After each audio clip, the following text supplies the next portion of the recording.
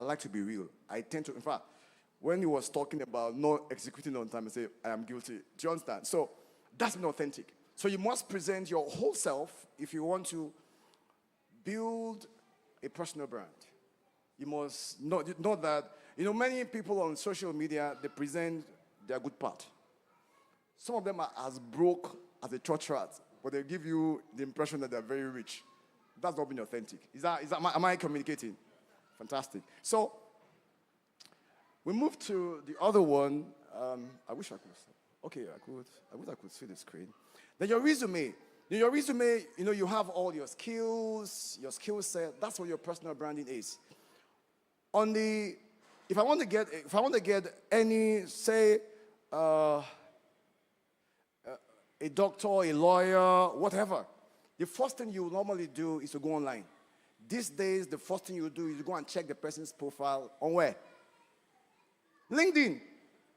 So if you're not there, or your brand is not you don't have a profile, or your profile is you're in one bar, and then do you understand? We're in one bar. You say you have MBA in say MBA. Nobody's going to believe you. So the first thing I normally will do is to go online. I'll check you out immediately. So it's your resume. That's part of your personal brand. That's what I'm talking about. Can you bring the slide back? Okay, fantastic. So it's also your reputation. What do people really think about you? So the moment they, first of all, see your resume, they are forming impression in their minds. So what have you done before?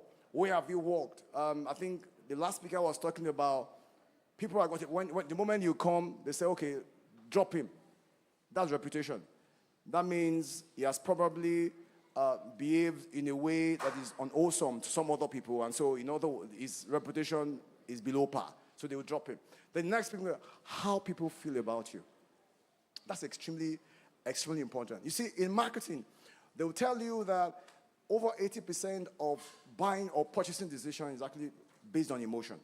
So if you don't feel connected to me emotionally, there's always a tendency that you may not like me. Am I making sense to you? And then if you don't like me, what's going to happen? You won't buy what I'm selling. Is that okay? So most of the time, so you must be a little bit approachable. If, for example, I know I'm going to be speaking to both online and offline, platform, quote unquote. I mean, what I'm saying is, if people meet you and they feel cold about you, there's something wrong with you.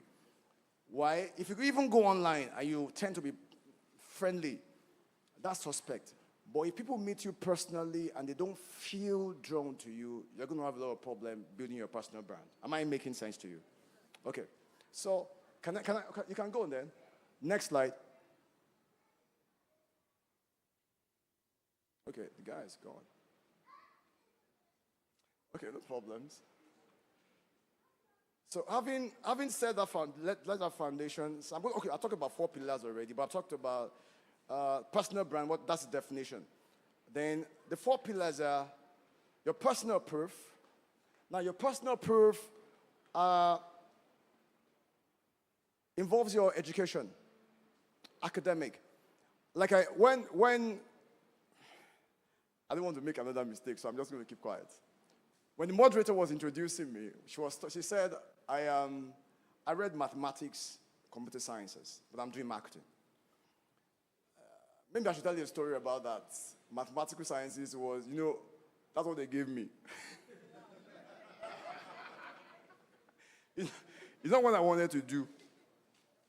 I've always been, when I was young, I didn't go to primary school. I didn't go to a nursery school, but I could speak better English than many people. So normally you should think that I should be doing like a sociology course, but I didn't do sociology course. My father forced me, parents, he forced me to go and do sciences. Imagine. So I was in science class, and so automatically when JAMB will come, what would you do? You choose science courses. So I chose science courses. I wanted to do, so my father now said, he was looking for money. He said petroleum engineering. And my brain was not big enough. The cutoff mark was about 290 something, Amy. 290 something, you can imagine. So I scored 221 or thereabout in JAM. So eventually one of my uncles, who is a professor in one school, I don't want to mention the name of this school, eventually invited me, and I went to that school. But that's the story for another day. However, there's a bridge between mathematical sciences and marketing. Let me tell you the truth. In fact, my first job, the first job I got it because I studied mathematical sciences. You know why? Mathematical sciences, or if you do mathematics, there's a way they think. And I'm really, really thankful that I did mathematics. They have the capability to think logically. And that was why I was actually employed. So I'm also saying to you, many of you might be thinking you made a mistake in your probably the courses you did. You know, it's not a mistake. It might be God working behind the scene. Am I making sense to you? So, with that, the next, okay, it's gone again. Okay, I wish it could be. Okay, so you also have social proof. Now, your personal proof are the things you do to yourself to say you can do this. Many of us went to school to do that. It's not because, for example, getting an MBA for many people is not because they are looking for a job. The people from the eastern part of Nigeria, they will get MBA, get PhD, but what will they do? Business.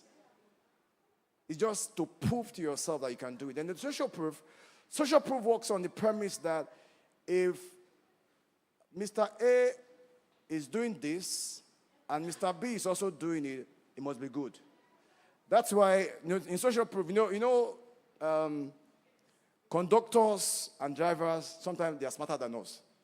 Do you believe that? Oh, thank you very much. Yeah, You know what they will do? They will fill the cars with what they call all the urchins, agberus. They're what they call ghost passengers. So they will be there. So you think that the bus is already full. So you go and sit down. Then one by one, that's social proof. That's social proof there. So when you go online, when people begin to see that, what's going to happen is, if they think that you're good, people will also begin to think you. So if, for example, you post something on social media, say on LinkedIn, if you get a like, you see other people will begin to like.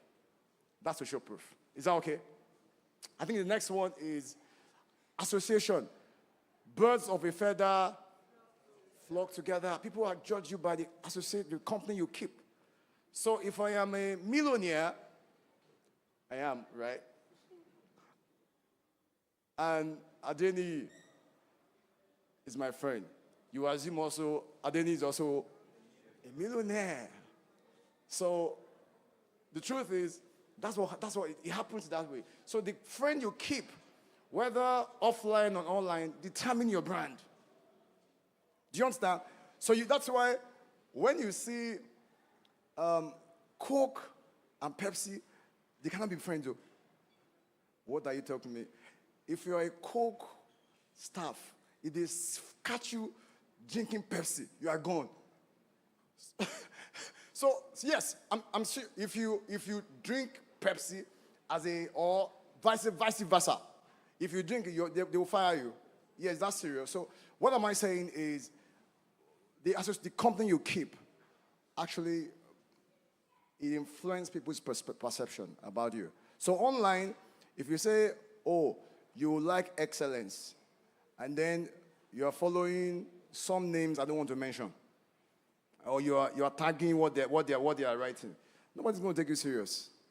That's the question mark. There's a question mark because at the end of the day, your personal brand is about defining and expressing your value. That's your personal value. That's why it's called personal brand. And I told you that a brand is an idea. That idea is a function of your dominant value. Is that okay? Okay. Okay, now, then recognition. Oh, best marketer of the year. That's how to, best entrepreneur, okay, entrepreneur of the year. That's how to build a personal brand. So all this comes to people's mind, and they start to see you as someone who knows his onions. Because see, the world is so connected, and so competitive that if you're not standing out, then you're probably in the crowd and nobody's going to recognize you. Like our facilitator said earlier, you can't be doing something at the corner of your office these days. You got to blow. Am I making sense? You've got to blow. People must know what you do. Is that okay? Next slide, if you're there. Oh, now, let me now speak to authenticity. I spoke about it earlier. My slides are interwoven. I didn't break them down deliberately because I want this to come as one capsule so that you can actually see the connection. So on the authenticity, I said, when you're building authenticity, you've got to come with your everything. You're good, you're bad, and you're ugly. Don't pretend online. I'm not saying you have to wash your dirty lining outside or anywhere. But for you to look authentic to people, you must present your whole self. Most of the time, what we do is this. We present the good side. But you're not going to be authentic. Do you understand? One of the things you must be willing to do if you want to build authenticity is to be vulnerable. Am I making sense to you? People must see your other side. You know, I'm not a very perfect person, and I don't hide it. I will tell you my flaws. How many flaws have I told you now? Okay, so tell me. And what? I told you one. I told you one. I've only told you one. But I'm just being authentic. I'm just trying to tell you the truth. I'm not trying to make you see me as, oh, he doesn't make any mistake, it's perfect. No. So, number one, you have to explore your values. You must understand who you are. What do you stand for? Do you understand? I stand for, first of all, like my friend will say, I'm first of all a Christian on any level. Before I become a businessman, I'm first of all a Christian. So whatever I'm going to do that is un-Christian, I'm not going to do it. Am I making sense to you? Do you understand? So my faith is my value, number one. Every other thing will now begin to follow. So you must be able to clearly, definitely, and confidently, and unapologetically express your values. Number two, you must explore your family belief system.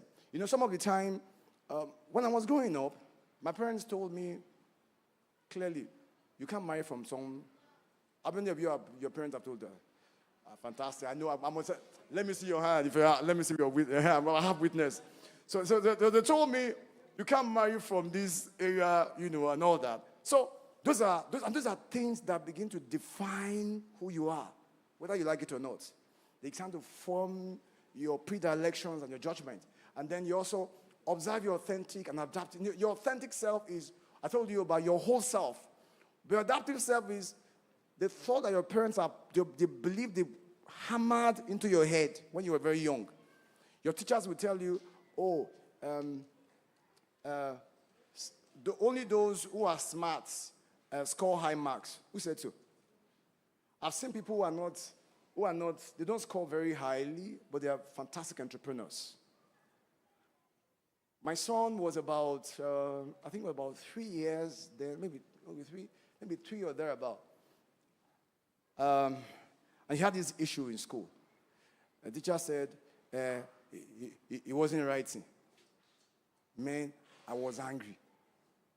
When I got there, other kids have started writing. He has not started writing. Said, my child is not other children. Leave him. He will start to write. Because you know why? Because they did that to me when I was young. So I had to stand up for my child. What am I saying? There are predilections in people's mind like that. So you might be thinking, because he's intelligent, he's going to be smart, and then you cut him off. Number three, let authentic self meet your adaptive self. What does that really mean?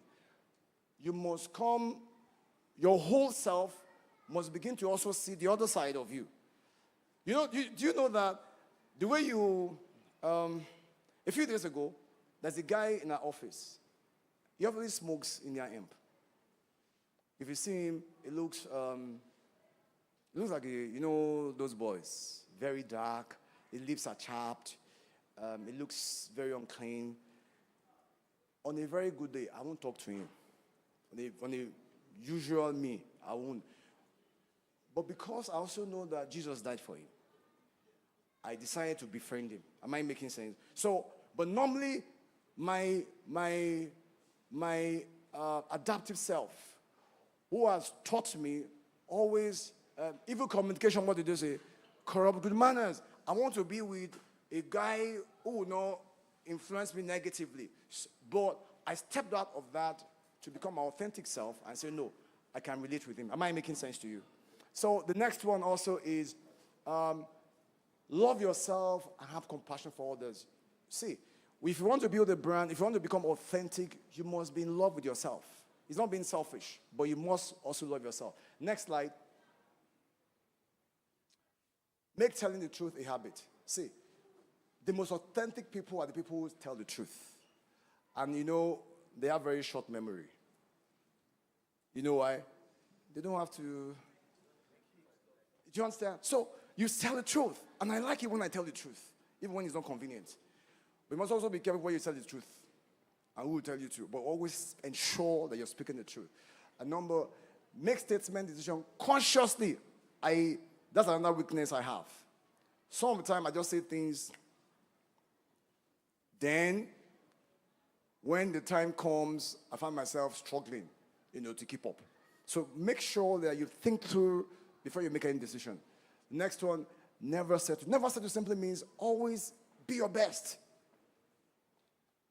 I want to say to yourself, I'll be my best. No, I can't hear you. I'll be my. Let me tell you, the most successful people are not the most intelligent. No. They are the people they don't settle for less. They keep on pushing. In Paul, I think in 2 Corinthians, in Philippians chapter 4, said, this is one thing I do. What do I do? Come again, sir. Forgetting, exactly. I press forward. I'm a child of the Bible, so no, I'm sorry. I'm going to jump that in once in a while. So you keep on pressing. And you can see that he did far better, far more than all the other apostles. He never settled for less. He wanted to be the very best. And that should be your dream too. You keep pushing the limit. And next one is locate your life purpose. I'm going to speak to that in a bit. Next slide. Now, anytime you want to build a personal brand, this is one of my interesting, I love to speak about it. See, purpose, your purpose was very compelling. Your purpose is who you are and what makes you different when you're not in the room. That's your purpose. See, the day you find your purpose, your life becomes compelling. I repeat that. The day you locate your purpose, your life becomes so compelling. It's impossible for people not to recognize you. It's absolutely impossible. So purpose becomes your compass. So there are 3 ways you can actually determine your purpose. 3 ways. There may be other ways. Number 1, what do you do almost effortlessly? What do you do almost effortlessly? What do you know you have the capacity to do? Some people, they know how to think logically. Some people, they know how to write. That may be a pointer to your purpose. Number 2, what do people compliment you about? They tell you, she's very warm. Okay. She's very warm. She's very articulate. And then, number 3, what makes you sing your song? Sing your song simply means you do it like Mercy. Do you understand? The next slide. Now, unboxing your brand, you're going to do what you call like a brand audit. Your strength, I want you to begin to write. What's your strength? Begin to write it down. What's your weakness? I've told you about 2 weaknesses now. I'm not hiding my own. I've talked about my strength. I've talked about my weaknesses. What are the opportunities within your view? Then what are your threats? Then your vision. What is the compelling picture you have of your future? What is it that makes you jump up, jump out of bed? What's the compelling vision? Extremely, in your mind, you're saying to yourself, you may not be able to even fulfill it. Or do you understand? It's really, really big. Then what's your mission? how do you get, that's a building blocks to fulfilling your vision. Then your values, I talked about value. Then your value proposition. The value proposition is, what are the core benefits, core, okay, but I don't want to say selling point, that stand you out in the marketplace, whether in your school, whether in church. You see that consistently there is something that stands as a value proposition. That's what you bring to the table. And also your brand statement. I'm going to, next slide, because of my time. Now, crafting your brand story through storytelling. I've talked about storytelling. I've told you so many stories about myself. I can tell you, many of you can actually write one line about me already. So I've told so many stories. Why do we need stories? You see, stories activate regions of the brain. And so what does that mean? It aids memorability. People remember you. If you're going online or anywhere, you must learn the art of storytelling. You must be able to write in a way that is so compelling, people want to read from you. Do you understand? People must be able to... Is the mic on? Okay. So people must be able to see you. When you watch a good movie, how do you feel? How do you feel? I can't hear you. Sorry? You like to watch it again. So the same way, there's a way you can present yourself online in such a way that you become very compelling. Next slide. Let me just break it down. Number one, you look at your core identity. I've talked about this. Your purpose, your vision. You do like analysis. Your purpose. I don't have time, too much time, but I've taught you how to write a purpose statement. Then also your mission, your values, your name. Do like an audit of where you are now. And also begin to look at who are your audience, or who is your audience. The competition. Don't forget, within your space, somebody was saying that she's a fashion, she's a beauty, something here. You can't be the only person in that space. There are other people in that space. So what stands you out? You must begin to do like an audit. And number two is your verbal identity. You must have like a tagline. A tagline is shortcuts into your value, into your brand. Shortcut statement about what you do. Oh, make wealth for people. Creating joy and happiness. That could be your tagline. And also you begin to talk about your value proposition again. Then your key messages. Then finally, your visual identity. How many of you have a logo here? Oh, fine. You will not have. So you must have a logo. The truth of the matter is, people must recognize your brand. If you see brands like Roger Federer, Rafael Nadal, they usually have logos. You can have a logo.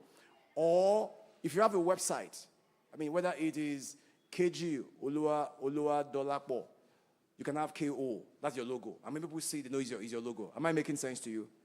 Okay, so let's go to the next slide. Next slide.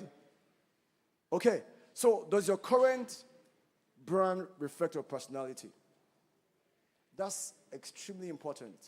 You see, your brand has a personality. The way I've spoken is different from the way Mr. Abiodun has spoken. Do you understand? We're different. So we come across differently. So you must have a clear personality. People must recognize you when they see you. When they hear your voice, let me tell you the truth. When people hear my voice either on the phone, if you have seen me before, easily, they just say, that's him. You say, oh, we met you, so.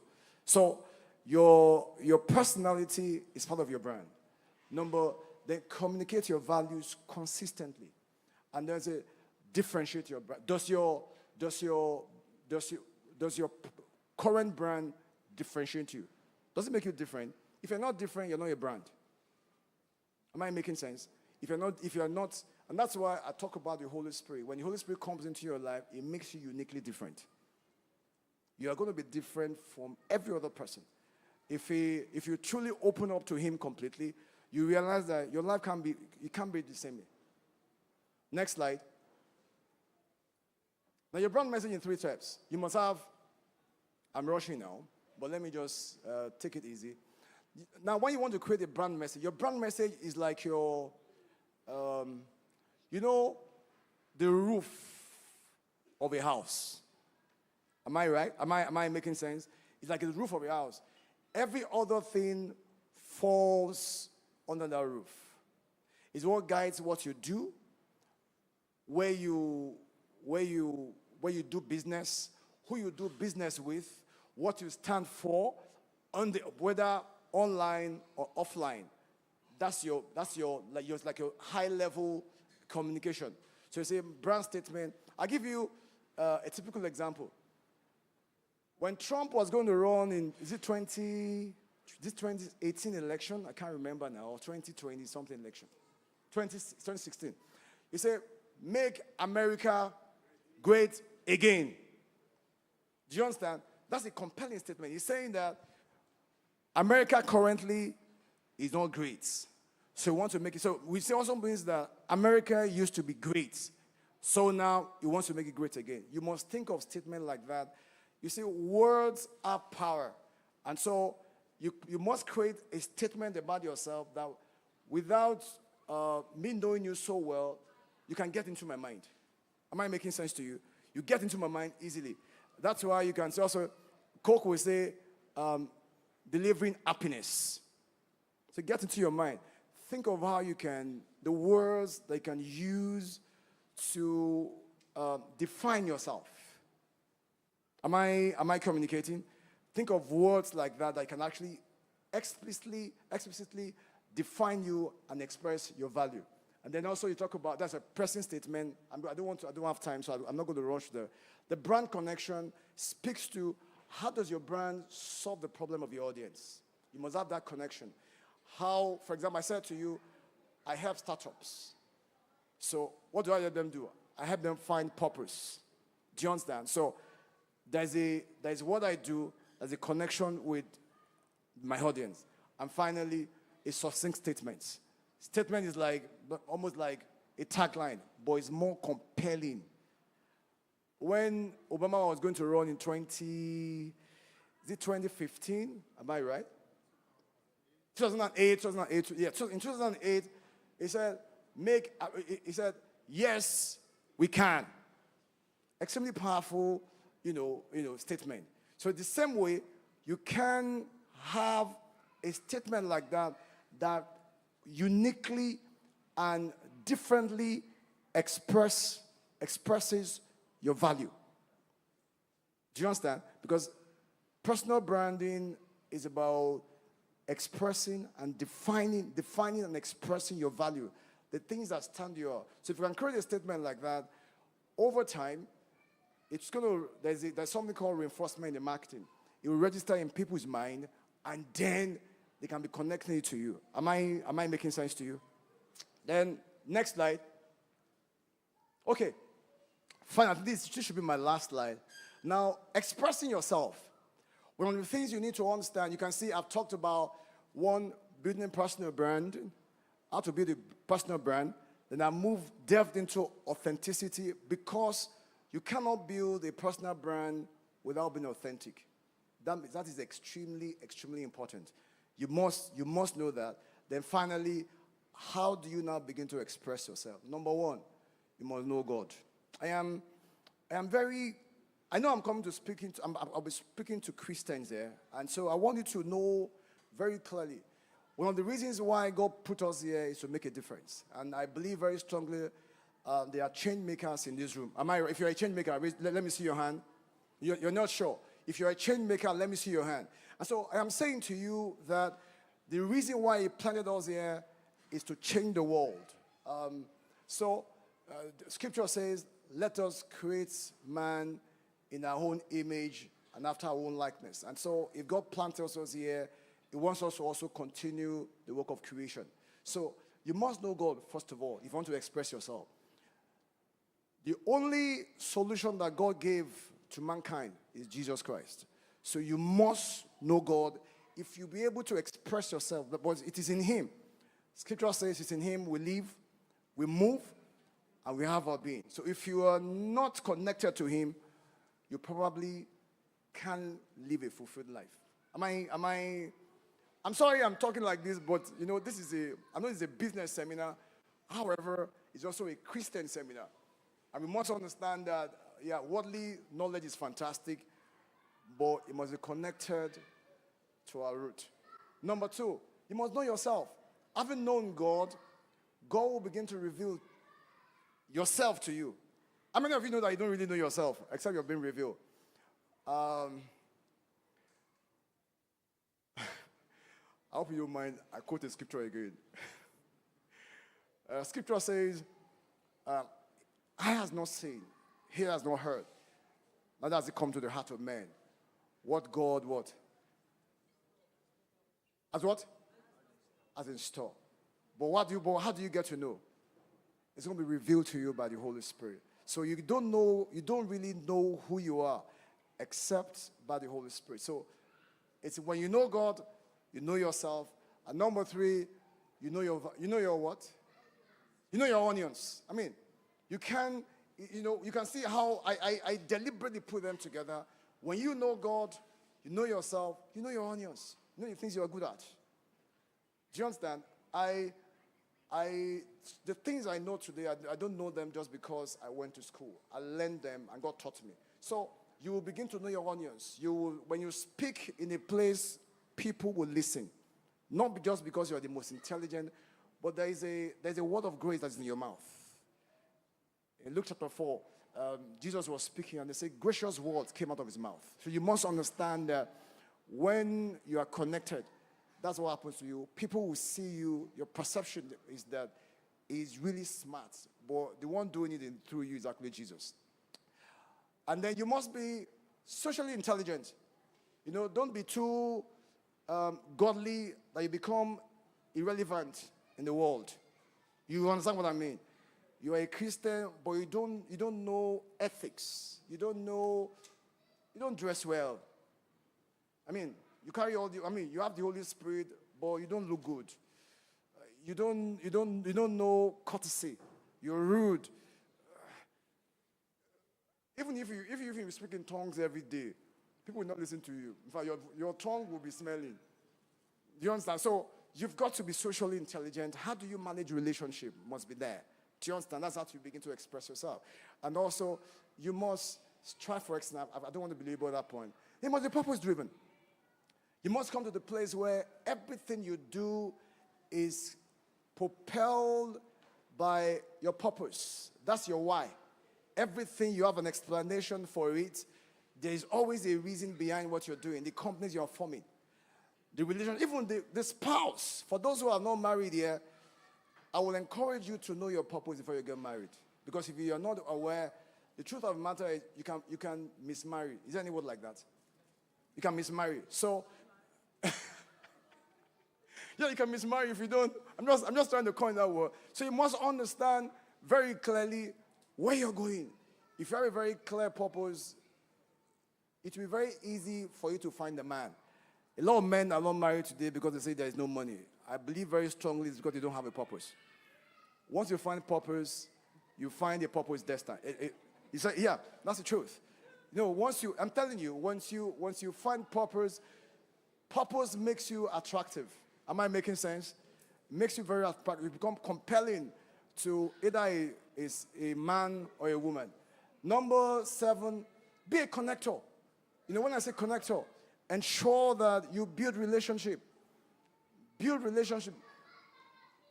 Some of the most successful people in businesses are people who know how to manage relationships. Do you understand? Let me also say that. That's one of my weaknesses. I used to manage relationships poorly. You know what I mean? I just don't care. I can call your bluff anytime. But I realized that it's not good. So I work extra on building and maintaining relationships. You see people who you are 10 times smarter than, they're making more money than you. You know why? They know how to manage relationships, attitude. And then stay humble. Humility is an asset you must go and buy. Let me also tell you, can I also tell you one thing? Do you want to hear? I used to be extremely cocky. Extremely cocky. But you see, God began to deal with me. And I had to become, when you become humble by force, you know what I mean? You become humble by force. God had to humble me. And I'm saying this to us because as young people, and I believe very strongly as you strive to build your personal brand, one of the things you're going to be doing is people are looking for you. They want to really help you, but they're also looking at your heart. Because your heart will show in your attitude. Do you understand? That's how you begin to see. They will begin to see the way you respond to calls, the way you respond to your, there's something called tone of voice in marketing and branding. That the way you write, you can be rude writing. And you think you're just expressing yourself, but you're very rude. There's a way to write properly. There's a way not to write. So be humble. I encourage you, young people, that you remain humble. Humility is a powerful differentiator in the marketplace. Anywhere, people will always like you when you're humble. Then build a team. Success or building a personal brand is never a solo effort. You must surround yourself with people who help you, who can encourage you, who are there to you, who can tell you, like, I think my brother was talking about feedback. They give you sometimes harsh feedback, but you take it. You don't like it. I remember when I facilitated for FCMB, I knew my mouth, sometimes you think that there is hot plantain in my mouth. So I'm just speaking. So after I finished, one of my mentors told me, he said, bros, you were just, but you see, you can't blame me. I have just 15 minutes. So I just wanted to finish. So the point I'm making is this. Have a team. If you're truly serious about building a personal brand, you must surround yourself with people who are probably better than you, who can give you honest feedback. They can tell you, hey, this is not the way. A few years ago, I remember one of my senior colleagues told me, Seni, I can see you have two gifts. You're very good at research. And to be honest with you, I'm a research junkie. I can research anything. And so you write very well. And I built my career around those two. Do you understand? I built my career around those two. And that's what I'm almost, some of the things I'm doing are heart flows of those two core skills. Do you understand? So you must do that completely. Oh, my slide is gone. Okay, so finally, my final word will be, to build a personal brand, all you need, stay focused, stay humble, keep getting better. Don't settle for less. God bless you. Thank you. Thank you very much. We can do better. Let's keep it going. Thank you. Thank you very much for that. I know we have questions, and the link will be displayed on the screen, the link for the questions for this session and any other session that we are going to still have. So if you have questions, just go to the link, type your questions on that form, and at the appropriate time, we're going to collate all the questions and ask them. Our speakers will be very ready to provide answers. Did you gain something? I can't hear you. Did you gain something?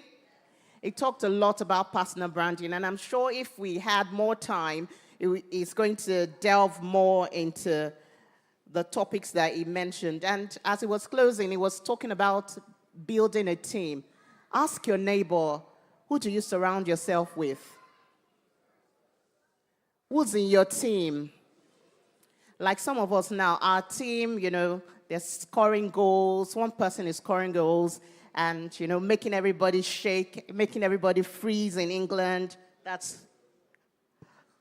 I won't say the name. It's making the likes of, the Reds to, shiver. By the time we meet the people in North London, like the club of this bros here, we're going to give them 5-0.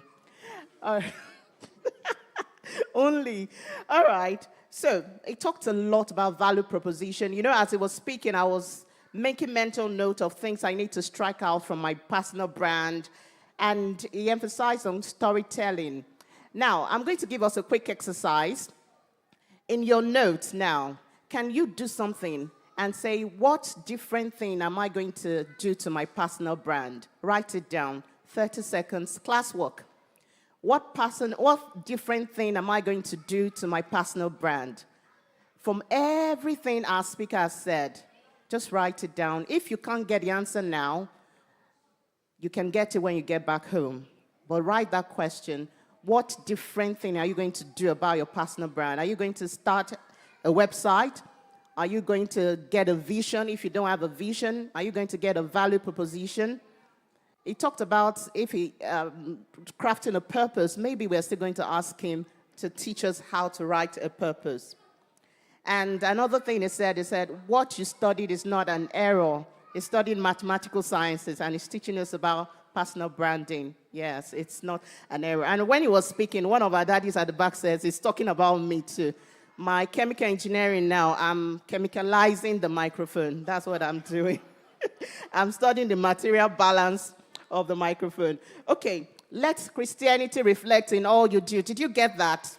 Did you get that? I was telling someone when I put Jesus Girl on one of my Instagram bios, and the person was like, why are you putting Jesus Girl? I said, I want you to reflect MC, voice actor, PR, and Jesus Girl must be there. Everywhere I go, I must carry Jesus on my head. Sir, my name is Oludolapo Adewale. I like to call myself Remido. Mimi. So that's my name. In case you don't know, that's how I like to style my name. Let me say it one more time. Oludolapo Remido Adewale. Thank you. Please, if you've not registered, during the tea break, there's opportunity for you to register. Please ensure you register and get this tag. It's very important. The organizers say this tag is very important. You can see it with the ushers there. They're showing you. It's important to get the tags so that you can get your items for tea break and also for the meal afterwards. Ensure that during the tea break, you go outside and get your tags. Right now, we're going to be breaking out into the breakout session, but quickly, we've been sitting down for a while. Let's stand up for a little, like a few seconds. Let's stretch our body. Let's stretch our body. Let's move to the left, to the right. Shake. When last did you go to a gym or did you do exercise? 10 years. Let's move our bodies. Let's move our body. Let's go to this popular song we sing in primary school. My head, my shoulders. If we can get a good beat, it will make sense. But let's try. 1, 2, 3, go. My head, my shoulders, my toes. Some people cannot bend to their toes. Oh. Let's go again. My head, my shoulders, my knees, my toes, my head, my shoulders, my knees, my toes, my head, my shoulders, my knees, my toes. They all belong to Orimi, Orimi. Sing now. Orukum, Ejika,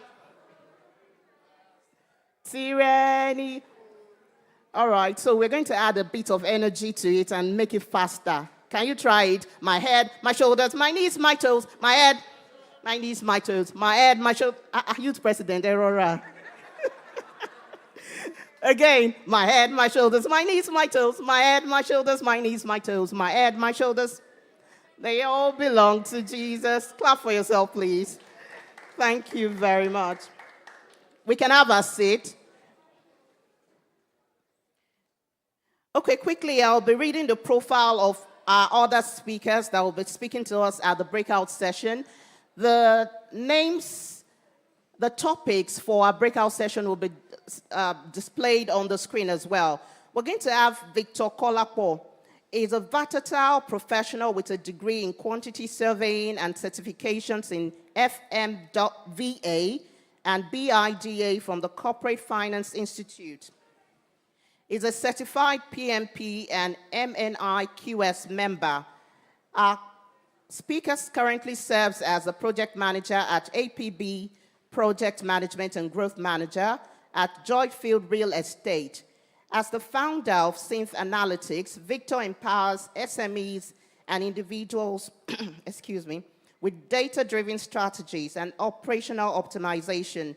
His expertise and innovative approach drive business growth and success.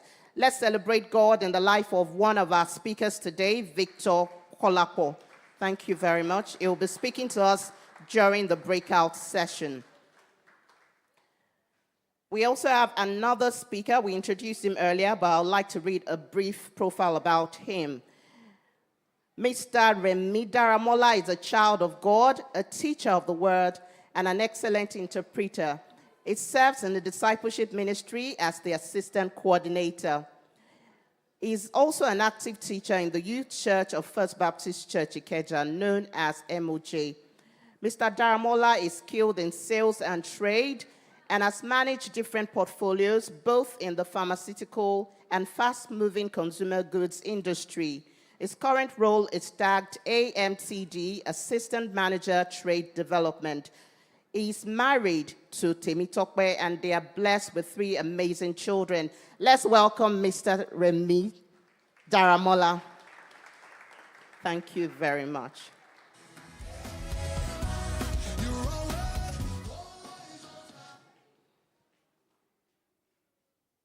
Okay, they're already getting us in the mood. All right, right about now, we have our breakout sessions. I'm just going to quickly read the topics of our breakout sessions. Project planning and management.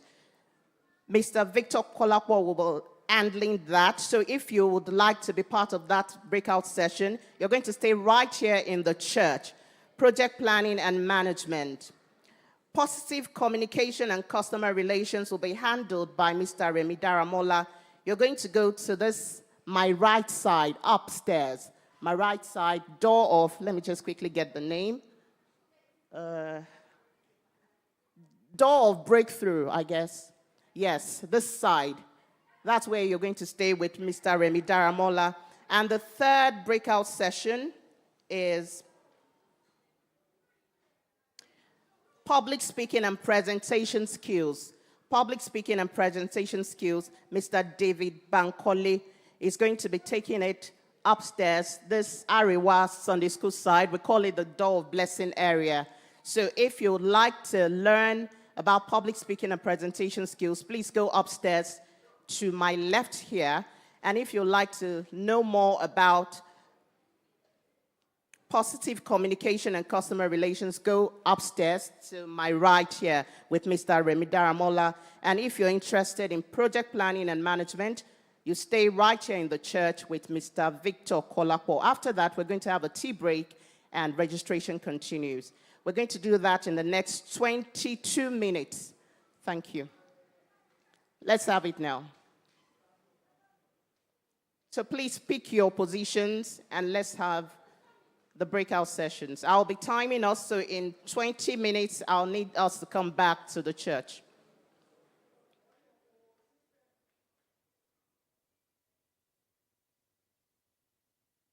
Please, ushers will need your help to guide us. Once again, public speaking and presentation skills upstairs to the left here. Then, what do you need, sir? Okay, public speaking to the left here, my left. So that might be to your right upstairs. Project planning and management right here in the church. And positive communication and customer relations to my right here. That is to your left if you're facing the altar. Upstairs here, door of breakthrough. Say what? Mr. Remi Daramola is upstairs. That's positive communication and customer relations.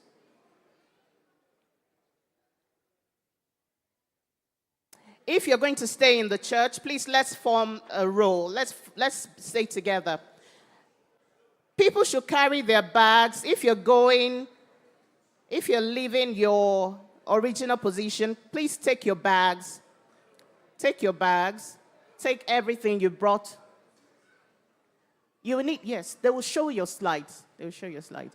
Every breakout session, we have their slides displayed on the screen. The media department are fantastic in that. They're going to ensure that it's done.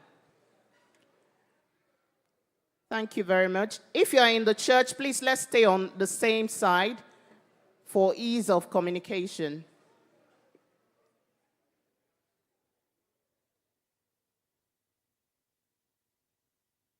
Thank you. So we have 20 more minutes for this session.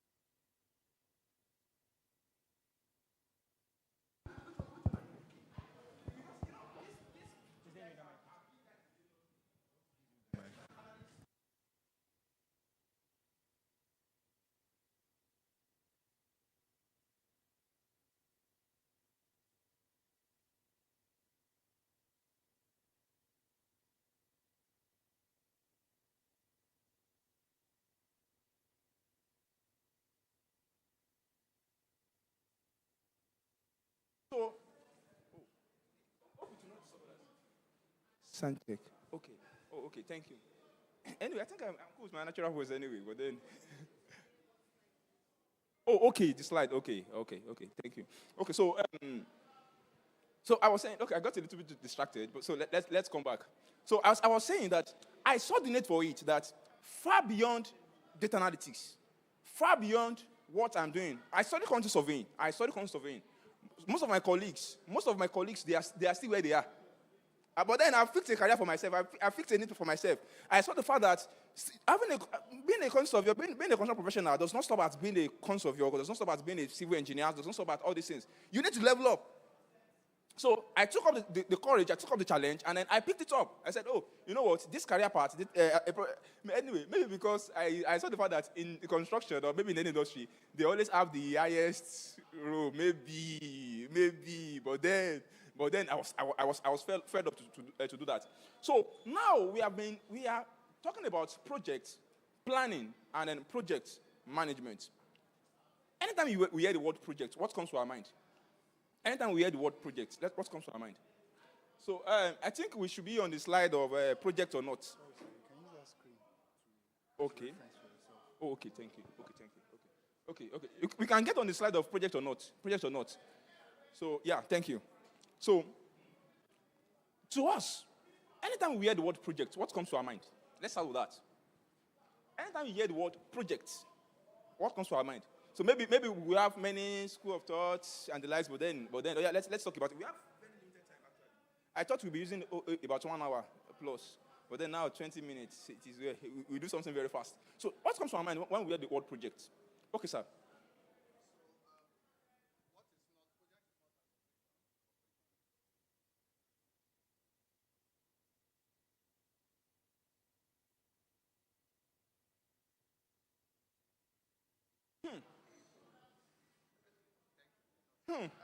In a nutshell. Thank you so much for that. That's fantastic. Because he has even carried us to where we don't know yet.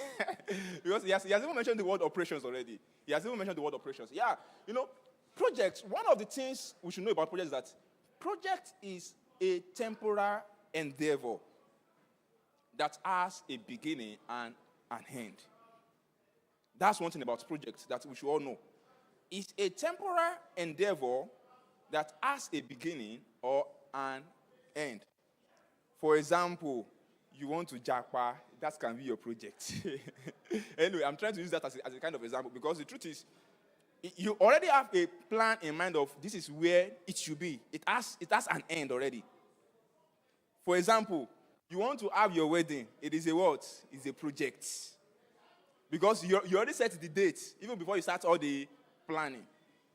So anything that has any temporary endeavor, anything you want to lay your hand upon that has a beginning, you know that this is when I will start October 1st, and I will end on this particular date, then it is a what? It is a project. And just like he said, project is not like operations. Operation is repetitive. So we can go to the next slide. Next slide talks into that. Operation is repetitive. I think this font is kind of small, but then that's not a problem. So operation is, for example, how many of us know about facility management? We know facility management, yeah. So anytime you are done building your house, they said, oh, okay, facility manager complains, should come and take on the project. And they keep doing what? They keep running the project. So the running is an operation. It is not a project. Because they can run it till Jesus comes. That's the truth. That's the truth. So it is repetitive. It is continuous. So that means that is not a project. Let's move to the next slide. So what is on the next slide?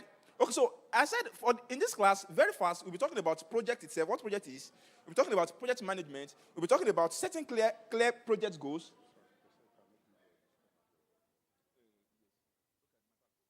Okay, thank you. Okay, thank you. So we'll be looking at setting clear objective. We'll be looking at creating timelines. We'll be looking at resources allocation. And then we'll be having a kind of chit-chat about managing risk. So we can now go to the slide of key characteristics of projects. What are the key characteristics of projects? So like I said, it has a definite start and end time. Very definite one. So But then that it has a definite start and end time. It does not mean that it is 1 week or 2 weeks. A project can run for the next 5 years. Construction guys, how many of us are construction here? Oh, construction. Okay, how many of us construction here? Oh, okay. So how many of us are looking at tech and in tech here? You're in tech. Oh, fantastic. Data analyst. What are you, sir? Web developer. Oh, what about you, sir? Sir? Okay. Anyway, the reason why I ask that is that there are some part of project management that we might have been able to cover, but then because of our time constraint, we might not be able to cover them. Talking about the methodology in project management, talking about our...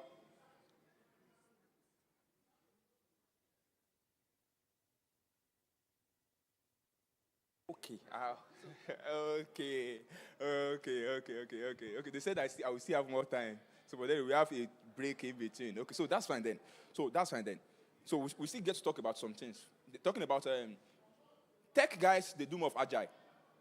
But then we look more into all those. We look at all those types later. So let's look at the characteristics. Number one here, I said that a project is undertaken to create unique products. It is undertaken to create a unique product. You can't get with it twice. It is just once. So if you are embarking... Okay, under normal circumstances. Okay, could you add that? Thank you, sir. All things equal. Okay, so that is parable. Okay. Anyway, let's look at another thing.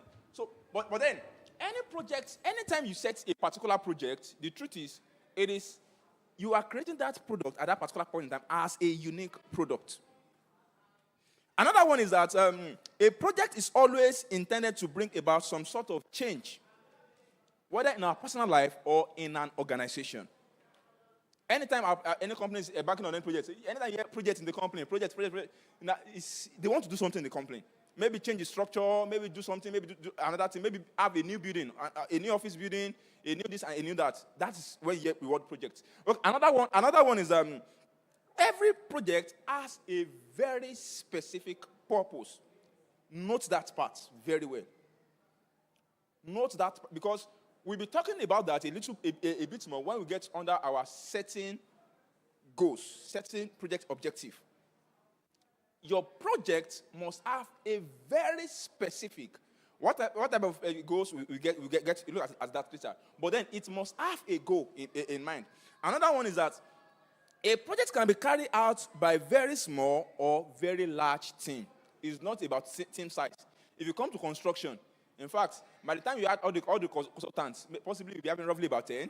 But then by the time you add the contractor, all their team members, by the time you add all the foremans, the number is. But then for tech guys, agile method, they always advise about 6 to 9 guys in the team. You have your Scrum master, you have your Scrum master, then you have your team of developers and your product owners. That is in tech. So, but then whether the team is big or small, the truth is, do they have a goal in mind? Do they have what they want to achieve? Then it is what? It is a project. So, and that's one of the reasons why I said each and every one of us is a project manager. Now only you can come. Now only you this time around. Now only you this time around. But then you are managing your projects. You are managing your projects. You know what you have in mind. And then you are actually actualizing your dream. Another thing is people can be in one place, location, or multiple country and continents. I'm on a project. I'm on a project at the moment, and our consultant architect on the project is in South Africa, and they are part of the team. So location, although in project management, if you dive deep further, they always advise what we call co-location. They always advise what we call co-location. And then, in fact, that's one of the reasons why, I always say my team members, I say that's one of the reasons why tech work is getting more scarce nowadays. Because initially, we always see so many remote jobs, and we are always happy. But then nowadays, many companies will tell you that they want hybrid. You must be in their country. So it is becoming more, and that's because of the fact that most companies now, they want to co-locate.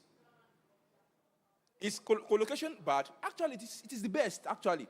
If we look at the cons and the pros, that's actually the best method. It's actually, we have different type of communication, osmotic communication and the likes. Your communication works more fantastic. Okay, so another thing is that projects can involve one complaint or many complaints. Okay, another one is projects can involve one department or many departments, and then projects can have very small or very large budgets. So those are the I have here in my slide. So now let's have a little bit chit chat. Go back to the slide before this. Please don't jump the slide before that. Yeah, so let's have a little chit chat. Car manufacturing, is it a project or an operation? You know, we've mentioned projects, we've mentioned operations. Car manufacturing, let's discuss. Car manufacturing, is it a project or an operation? Sir? It's an operation.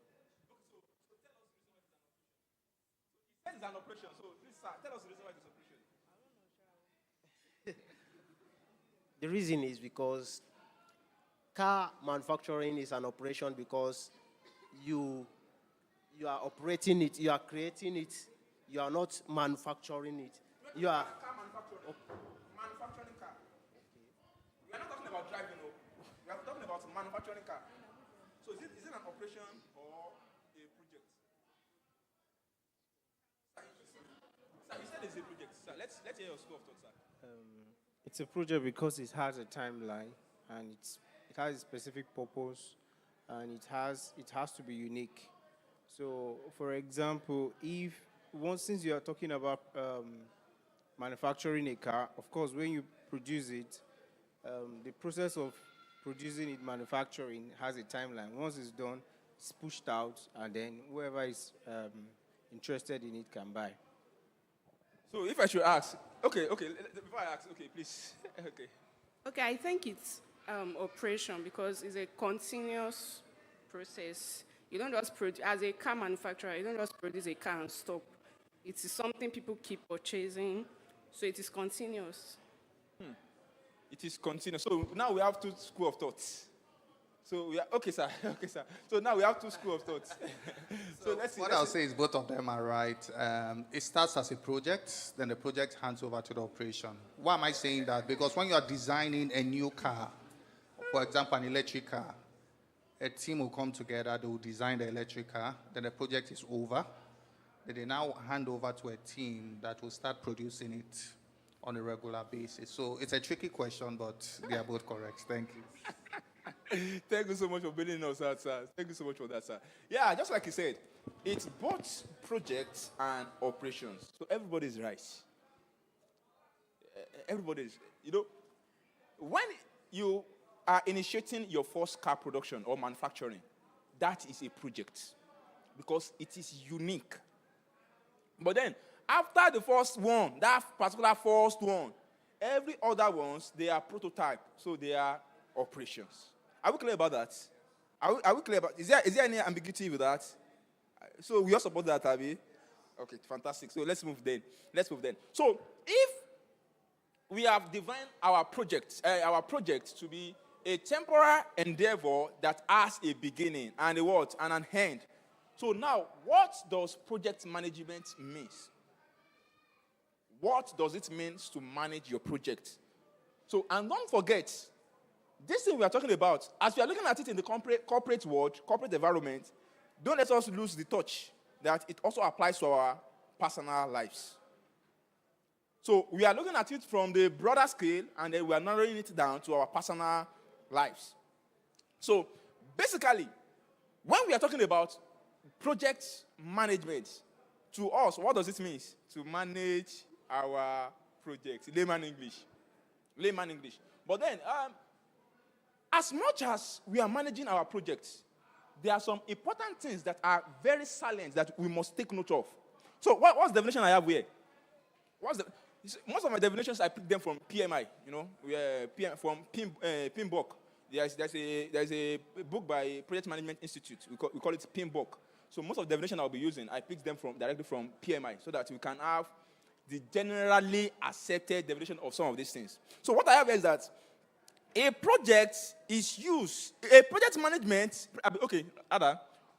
management is the use of specific knowledge. 1, skills. 2, tools and techniques to deliver something of value to people. Which means that your project must be valuable. Please, if you are working in a company and they said, they're asking you that to work on a project, and then you guys don't have your business case, you don't have the value proposition that you are giving, you are still joking. It's not yet a project. Because every project, even if it's your personal project, for example, I want to build my own house. Does it have any value? Does it have any value? I want to build my own personal house. It has a value to me. But then to you, it might not have any value, but then it is my own project, not our project. So in the same way, if an organization is going on a project, then there must be a value proposition. So the value might be best known to the clients. If you're working with the clients, it might be best known to the clients, and then you're trying to support his vision. And then if it is your personal project, it might be best known to you. So, but then in between that, we said that there are things that we use. One, knowledge. So our knowledge of project management principles are very germane. Our knowledge of project management principles, they are what? They are very germane. Because you need to understand the procedure. You need to understand the practice, how it flows. So that you will not bring Z before D. So that you will not do what you ought to be doing last, at the beginning. And another thing is that we have some skill sets in project management. Number one, and one of the most important, is that every project manager are communicators. In fact, at a point in time in our office, we are doing some analysis that, okay, as a project manager, what do you do basically? And we agree that the truth is, 80% of our work is basically communication. 80%. You talk with clients, you talk with consultants, you talk with this, you talk with that person and the likes. Stakeholders. Basically communication. So which means that you have to, if you are looking at a career in project management, you have to build yourself to be able to communicate. You know, when I first got here, I was like, my dad is here. But then the truth is that no matter where you are as a project manager, because the truth is you will face giants. Let me use that word. You will face giants. You have just maybe 2 years of experience in the industry, and you're having a meeting with somebody with 20 years of experience in the industry. And then the truth is they will want to bully you. That's the truth. They will want to bully you. That one is natural. When you start now, and the likes. But then the truth is, when you are good at communication and you can communicate your mind effectively, it's fantastic. You will win their hearts. So one is communication, one is leadership. Then you should be able to negotiate as a project manager. You know, at a particular point in time, I took a course. Is it with Columbia University or which? The course is basically about negotiation. And immediately I saw the course. I was like, all of you. Negotiation, at times, negotiation is not about what you can see on the interface. It is more than that.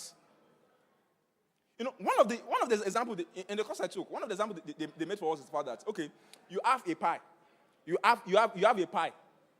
This is a whole pie, and then let's say when you are about to build this pie, you want to do a business, and then he is bringing 10% of the revenue of the capital. Let's say we are using $10,000. I don't want to use. Let me use $10 million. It's too bad. Well, let's use $10,000, and let us know that he's bringing just $2,000, and I'm bringing $8,000. That's how many percent? 20%. And then I'm bringing how many percent? 80%. So let's now assume that the project will generate $100,000. How should we share it? How should we share it? Okay, so let's hear. How should we share it? For instance, apart from him bringing 20%, what other things is he bringing to the table? Is he bringing knowledge? Is he bringing time? Is he bringing people? Do you get? Okay. Just money. You're only bringing money. Naturally, you would say it should be 2080. However, unless you can confirm that the timing of the funds is also the same, it may not be that way. So if someone is giving the initial capital to kickstart the project, the person can, on the basis of that, negotiate for a higher percentage. Thank you so much for that, sir. Anybody want to say anything? So,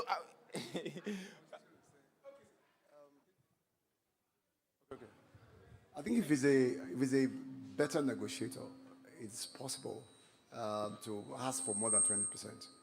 If you know, if for example he knows, let us say he has more network, more people within the industry, he can use that to negotiate, despite the fact that they're putting the same thing on the table. okay, so if I will answer the question, if I will just talk a little bit about the question. Okay, so what the tutor told us is that, the fact that the pie is not the profit. It is what is coming on it. The pie is not, don't worry, after this, we can have our break. The pie itself is not the profit. You know, we made $100,000. Now, the pie is actually $90,000. The pie, because that's the profit we are making on it. If he can do the project on his own, he will have done it without needing my assistance. If I can do the project on my own, I could have done it without needing his assistance. So for us to have collaborate about this thing is the fact that we both need each other to survive. Thank you so much. So which is that without his own 20%, I can't execute the project. Without my own 80%, he cannot execute the project. So he has a better grant. He can say out of the remaining pie, he wants 50-50.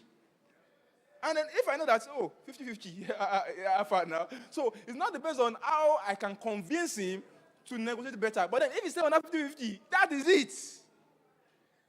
So negotiation is actually far beyond we are going to market to price all those small things and the likes. You know, the truth about negotiation, and one of the reasons why I said project management is actually very important for everybody, is the fact that it's even happening in our corporate environment.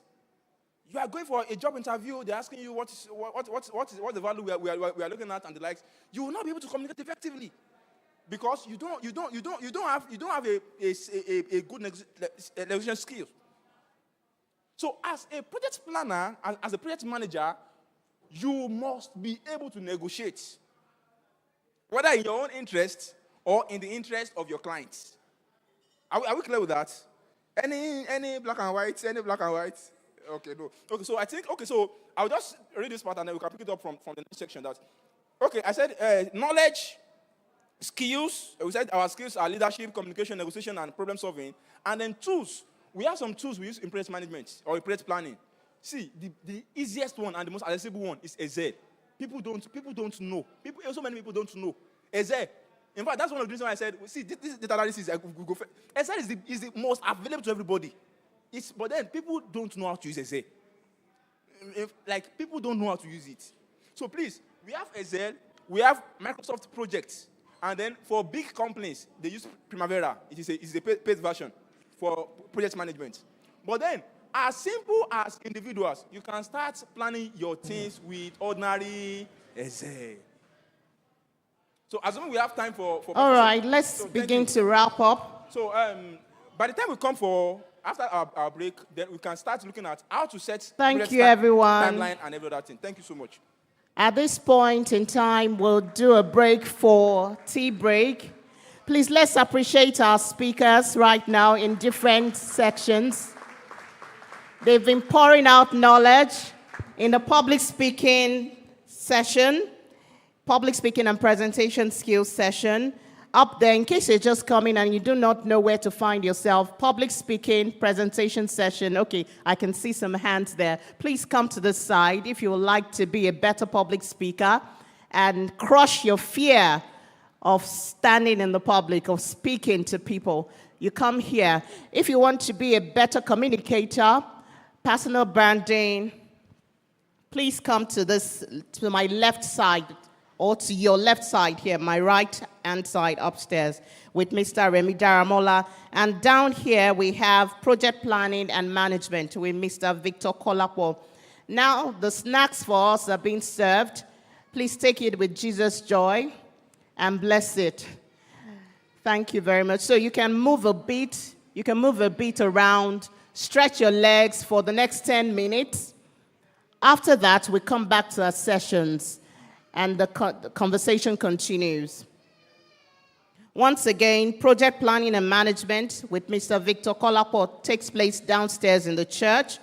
Positive communication and customer relations with Mr. Remi Daramola upstairs, door of breakthrough, right there, and public speaking and presentation skills to my left here. And that's with Mr. David Bankole. So let's take our tea break. Some people are still having a session. Mr. Remi Daramola, let's take a break. Just a break, sir. In less than 10 minutes, we'll be back. So if you want to stretch your legs, please feel free to do so.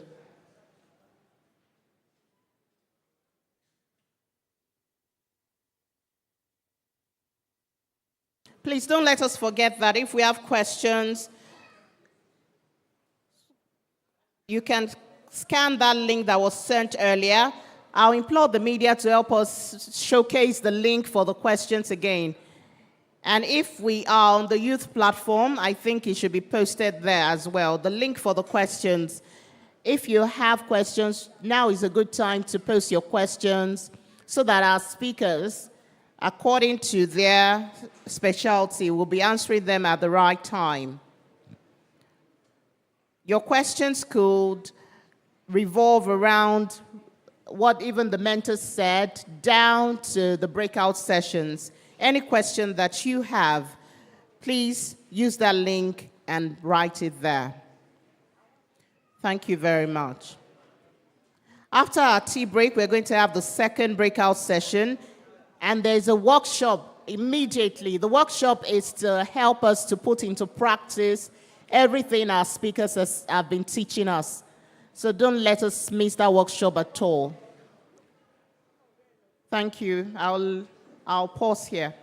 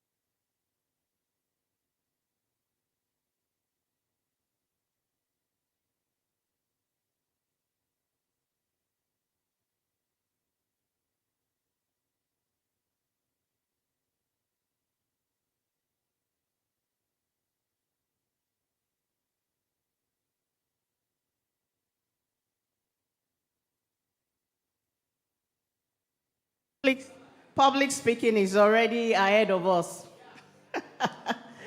All right. So let's go back to our classes. Let's go back to our sessions. Thank you very much for that wonderful meal. The Youth Fellowship of First Baptist Church, thank you for that tea break. So please, let's ensure that we don't litter the floor.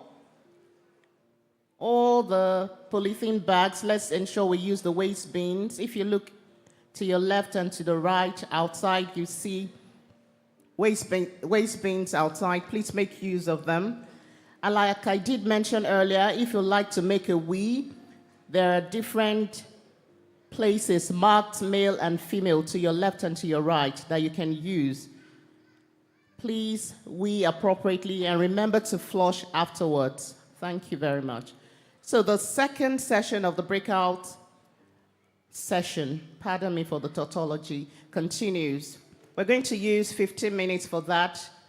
And we move straight. We're going to segue into the workshop after that. Thank you.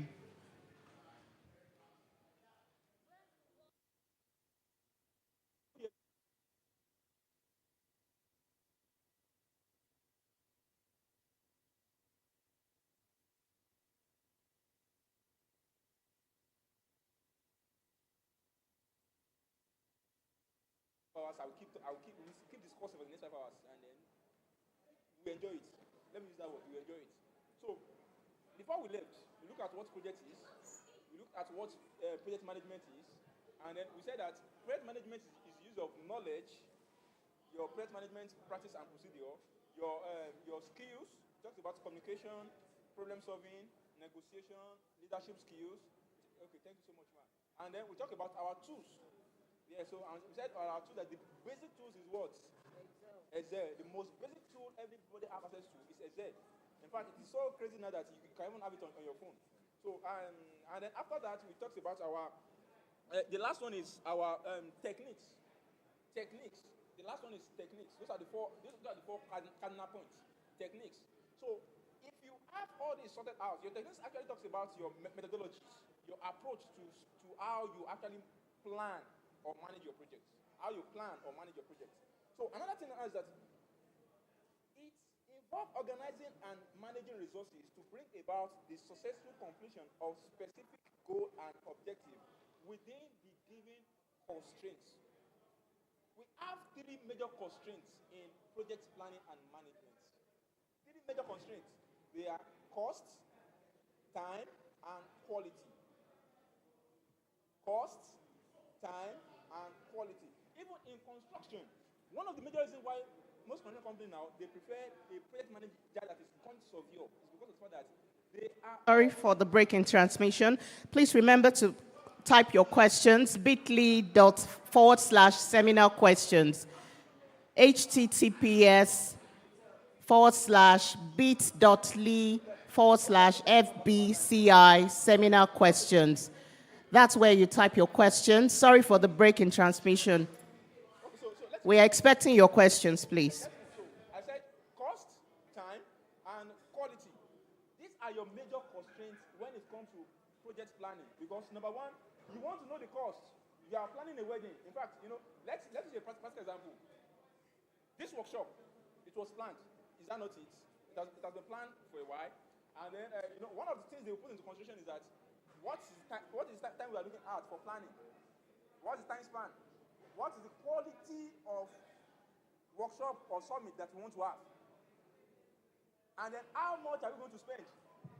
These are snacks. How much are we going to spend? So those 3 things, they are very important. And then our next slide talks about the benefits of project management and planning. And then, but then I will not talk about the benefits. These are things that you can actually just check up on ourselves online. Okay, benefits. You can go to the benefits slide. So the benefits actually majorly talks about that. It helps us to meet our objectives, our business objective, our business goals. It also helps to safeguard stakeholder expectations. Okay. Hallelujah. Okay, thank you. So it also helps us to satisfy stakeholder expectation. In project management, one of our project artifacts, we call them project artifacts. They are documents we use in project management. And one of the artifacts is Please, I don't know whether this slide can be made available after, so that we can just glass through. But then, if it can be made available, they have it already, so maybe they can send it across. So, project artifacts, they are basically documents we use in project management. Anyway, all those ones, they are for the people in project management as a career. So, we want to keep it as simple as possible. But then, we have a document we call stakeholder analysis. And then it talks about the fact that, oh, you are the client. Oh, okay, so what is your interest? We know our interest. Oh, you are the consultant. What's your interest? We know our interest. So it helps us to do a kind of what we call power and interest analysis. It's part of our quantitative analysis. So there is 4 quadrants in this analysis. I did not put that in my slide. There's a 4 quadrants in the analysis. So quadrant talks about how you approach each of your stakeholders.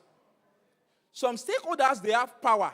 They are powerful, and they have key interest in that project. Those stakeholders, you do what? You satisfy them. You have to satisfy them. There are some stakeholders, they are very powerful, but then they don't have any interest. They just shall do it. Anyway, but then the truth is, they are watching you from afar. So for those kind of people, you keep them informed. You just send them the things they need, just to carry them along. And then there are some people, they are not powerful, but then they get interest. You know, this kind of people, they don't have any power, but then they're going to give you back to back. You know, there's a measure to put in place to manage them too. And there's some people, they don't get power, they don't even get interest. They are just there. So these are the analyses you have to do. Even when you are planning your wedding activities and the like also, your parents, they are part of your stakeholders. Do they have power? What is their level of interest? You have to analyze all those things. So that you don't be telling Daddy, my wedding can we go to her and meet my wife's spouse in the next 1 month? No, that's not my priority. I have another thing already. So you need to know who they are. That is you analyzing your stakeholders. So have you seen it in a practical life, in a personal life? So okay, so another thing is so those benefits are there. Don't let me bore us with those benefits. But then another slide there. The next slide is that poorly managed projects or absence of project management results in number 1. Uncontrolled expansion of the project. We call it project scope. Project script, rather. Project script. And what project script talks about the fact that there are some things that they are actually very important in projects. Especially for us talking, I think I will need to start coming back a little bit. I think these terminologies are for project managers. Anyway, so if you're working with organization, you have a client. At times, you can feel like this is necessary in the project. It is important. Possibly you are developing a website, and then you want them to be able to log in, have their profile, their dashboard, and the likes. Is it fine? It is good. But then the question is that, as the client approved it, if he has not approved it, and you go ahead to do it, it is called project script. So, and then one of the ways you can copy that is through project management. So another way is that if you don't plan your project, if you don't manage your project, there will be cost overrun. Now you start waiting in your pocket. Now you start waiting you won't spend. And then you should be able to distribute it across evenly. Another thing is that if you don't plan, if you don't know, for example, assuming that the planning committee of this summit did not pick that it is October 1 that the program will hold, and they are just planning. Do you think it will hold on October 1? The truth is, there will be no focus. They will not have a timeline that they are working on. So there will be a kind of extension of time and the likes. So we have so many reasons why we need to plan our projects. We have so many reasons why we need to plan our projects. So now, in the next slide, we have what we call groups or process group in project management. I don't know if they can help us with the slide. We have something we call process group in project management. And then what the process group does is that it talks about how your project starts from the beginning till the end. So number 1 thing on the list is project initiation. That is you conceiving the idea. I want to buy Benz. That is my project. That's your project initiation. But then there are some artifacts, there are some documents under this project initiation. And then one of the most important is our business case. one of the most important is our business case. You know, when your business case is actually talking about your own interest, what is the business proposal of this project? What's the value that this project is actually set to solve? I don't have a house, and then I'm trying to build a house. So the reason is that I don't want to pay a tenant, I'm a landlord again. I want to have a roof to myself. That is my own project. That's my own business case. So from there, we can now move to what we call project charter. From there, we can now move to what's called project charter. So project charter is a kind of high-level summary of what will happen in your project. High-level planning. High-level planning. So those are the basic things at your initiation. Then from there, once you conceive the idea, then you move to your project planning. You start planning it. You start planning it. No, so now, for planning, I'm saying this for us. For planning, planning is not always a must. Planning is not always, I will clarify that better in our next slide. But then, there are some approach in project management or some projects that do not allow you. You know, oil and gas is one of the biggest projects. You know, it can span for years. But then the truth is, they always have plan, but then the plan is always short-term plan. So the first phase, they put it in phases. So when they plan this phase, so they now have another. Don't be full of ideas. Do what? Execute. Whether it will run or not, whether it will move far or not, do what? Execute it. Execute it. Start it. Do your pilot testing. If it does not work out, then you go back to the drawing board and replan.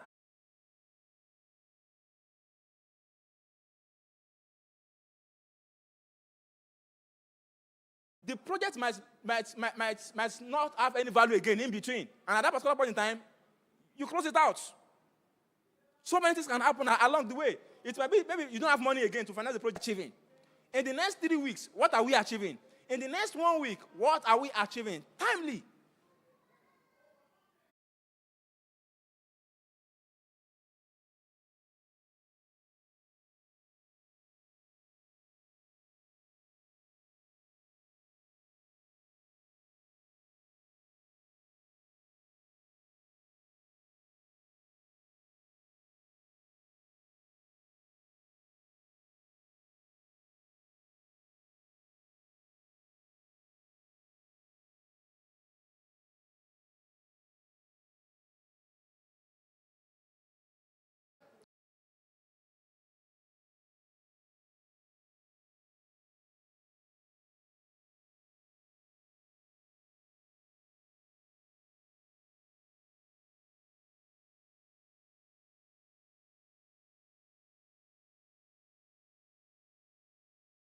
Microsoft project. Thank you that very allows much. Resource allocation. Let's wrap up. It's a very long time.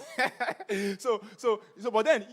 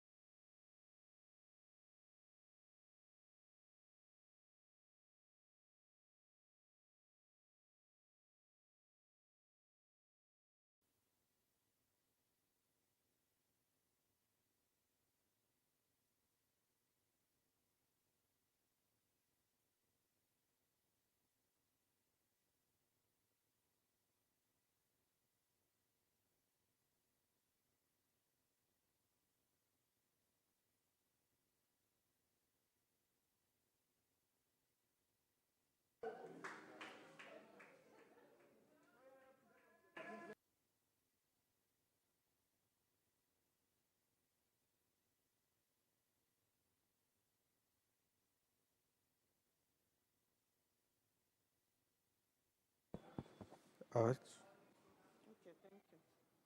Good afternoon, everyone. So, my name is Oladonye Lemu. I'm representing Group 1. So, our projects.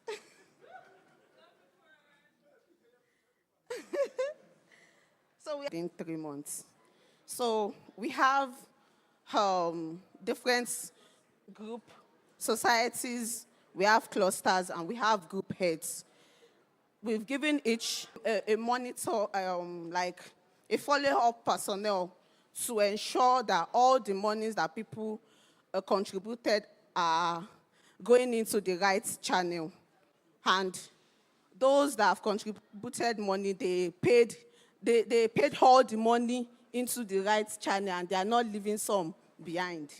Then the possible risk is rain, crisis in the society, fuel scarcity, protest, inflation, and the chairperson can even decide that he or she will not be available on the day of the program. We have the intention of selling 15,000 scarves. So basically, there are a lot of things going on. We'll be having the tailors, the designers for our branding and all.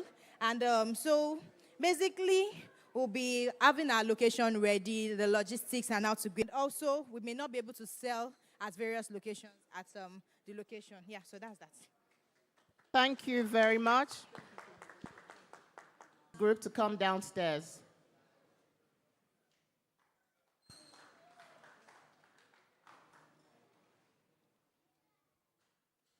So let's go back to our former positions and make ourselves comfortable.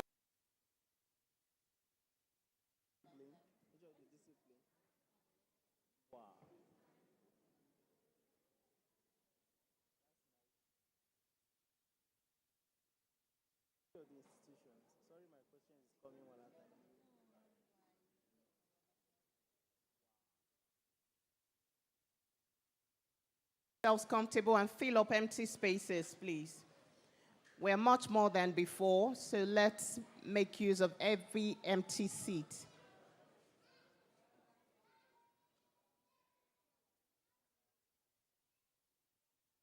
Welcome. I'm sure our notes are full already. Some of us are looking bigger than before. We've soaked in lots of information. Ready, we are charged up, ready to go into the world to do exploits. Everything is filled up. You're ready. Let me see your notes. Okay, recording. Okay. Bemi has written a lot. Ready to do the project management better. Public speaking. So I'm going to be asking you random questions as we settle down. What did you learn about public speaking? You can just sit.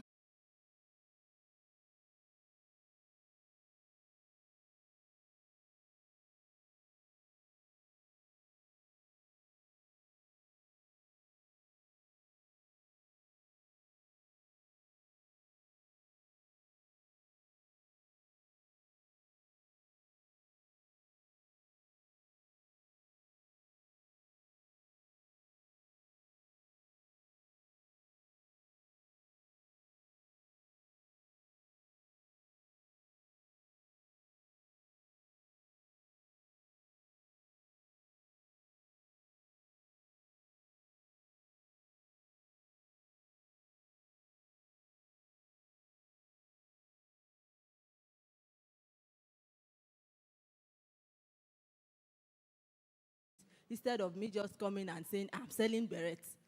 You get it, so. So what you're saying in essence is that you shouldn't throw the product at people first. You should sell the value, or you should sell a gap, or ask them what they are using. Okay. Why we are doing this is because even if you were not part of a particular breakout session, you can take one or two things from a different breakout session. Let me come to this side. I don't want them to be lost in the conversation. Yes. What was your breakout session? I want to take communication. Who was in communication? What's your communication?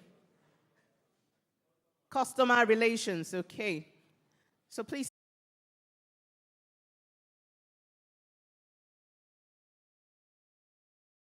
We're trying to simulate selling your products.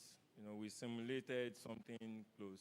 And I discovered that there is a need for you to understand your trade. Be the best of it.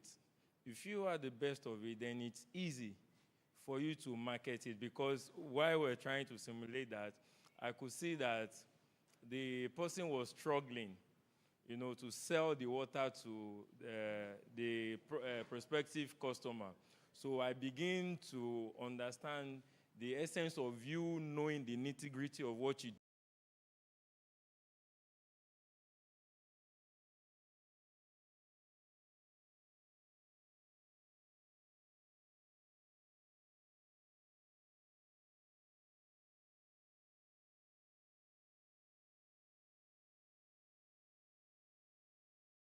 You know, these are a few things you try to project for you to see that, okay, I need to build right. You know, these are a few things you need to patronize me in order to save your money. He said something very important. He said that you should know your product, know your service. Sometimes what the missing link is because we don't know what we are selling. So maybe this is a challenge to us, that we should go back to the, like they say in football, go back to the drawing board and actually know the product. You know, people, even on what you know, like on social media, I sell a lot on social media, and even on what you know, you still see some people asking questions, and you must be ready. When people, like I was sending a person a message, the person wanted to know whether my next course was going to be, the person is a 9 to 5 person. So she was saying, oh, the time for the class, 6 p.m., will I be able to make the time? And I told the person, don't worry, all the sessions will be recorded. So even if you miss a session,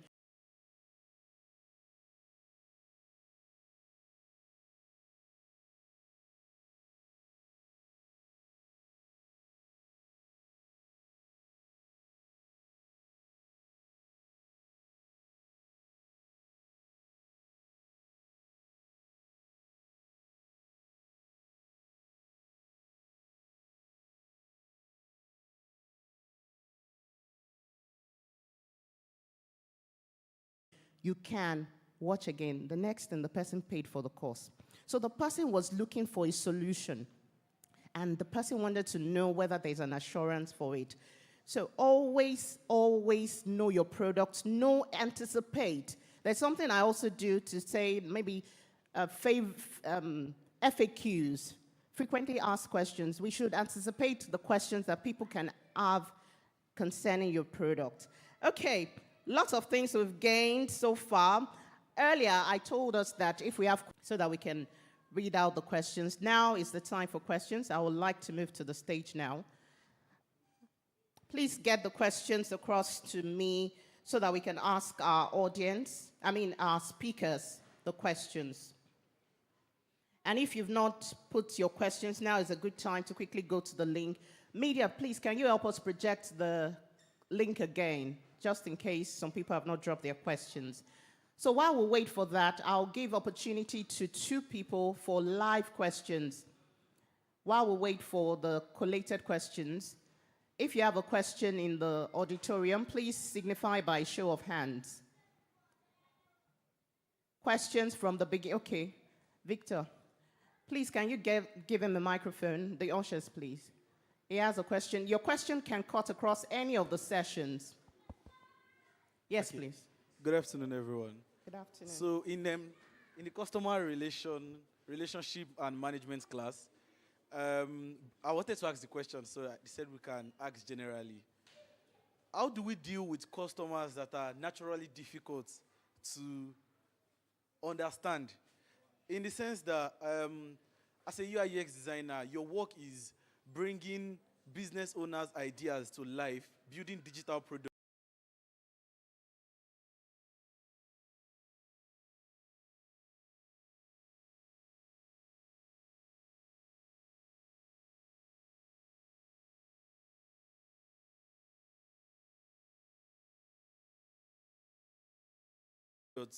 So you are dealing with a customer that does not really understand what she wants. She has the idea, she has the bookmarks and everything, but then you are presenting different concepts.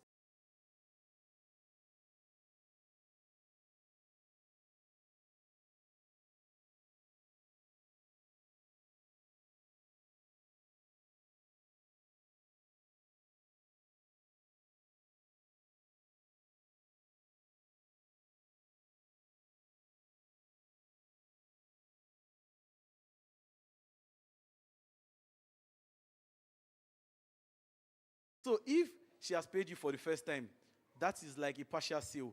But then she's not going to come back.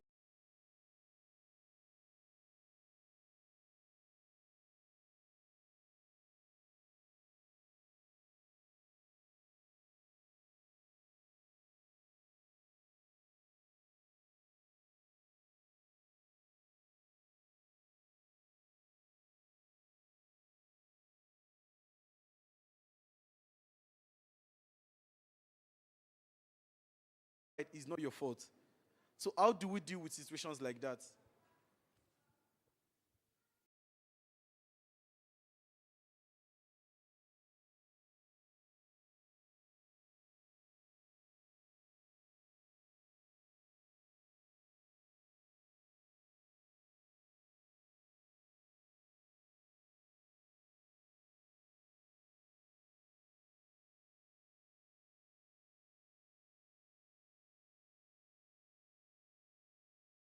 About you need to be clear, you need to get the information clearly.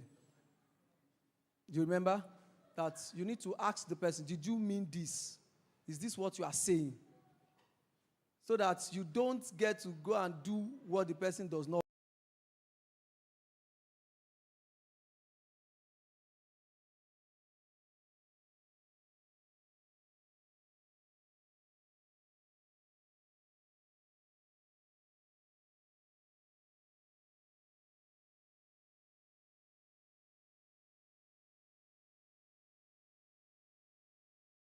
Want. So when you ask the person, so man, did you mean that the leaflet or the flyer should have color red? Say, I want flashy color. I want flashy color. It's okay.